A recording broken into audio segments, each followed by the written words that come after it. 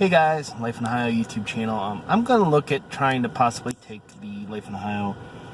I'm sitting here at the grocery store parking lot, so hopefully nobody stares at me too much. But I'm thinking about taking the channel here live and maybe possibly taking down my old podcast, which I haven't done in quite a while. So as far as I'm concerned, it's kind of done. And I'd much rather just do stuff up to YouTube. So I want to try and establish doing vlogs kind of on a daily basis, hopefully. So starting with tonight. So tonight, a couple days after 9/11, which was Sunday, which for American, that's kind of an important day. It's the day we were attacked by terrorists, and I want to kind of share a little bit of my story with that. Hopefully it's not going to take too long.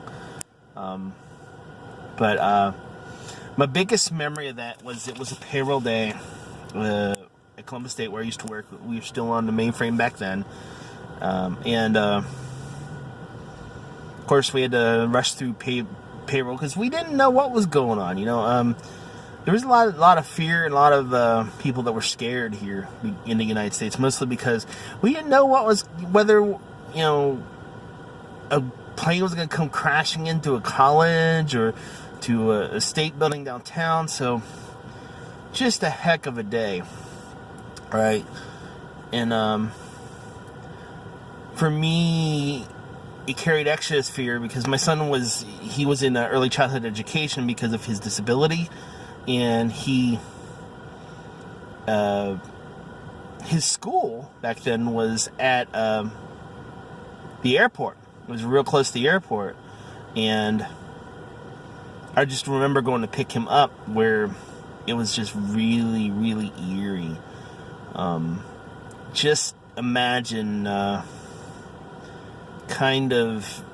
you're used to hustle and bustle hearing jets take off and land constantly, and there's nothing going on at Port Columbus, now John Glenn International Airport. So, but a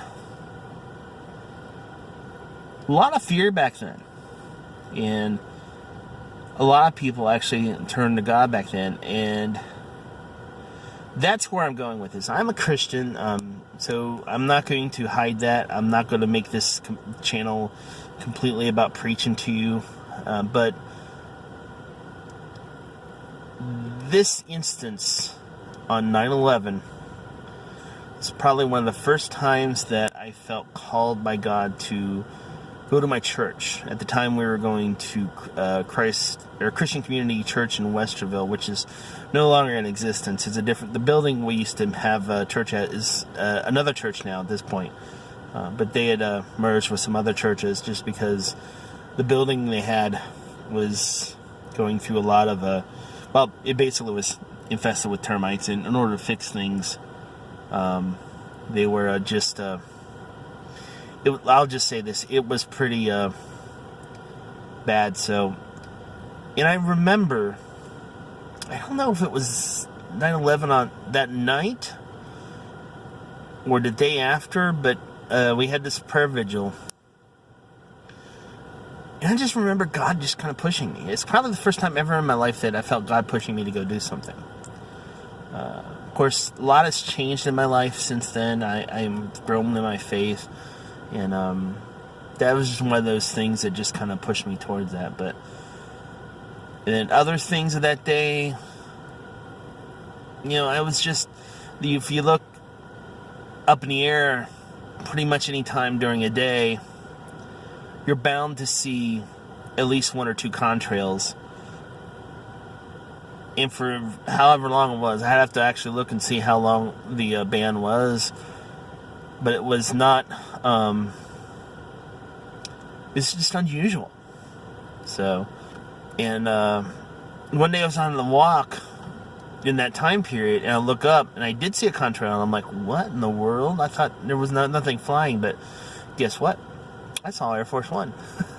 Well, I think it was Air Force One. It could have been President Dick Cheney. It could have been Vice President Cheney's aircraft. But I looked up and I saw an airliner being flanked by fighter jets. definitely smaller little planes. So that is the time. It was very scary. One thing, I'm glad I didn't live in New York.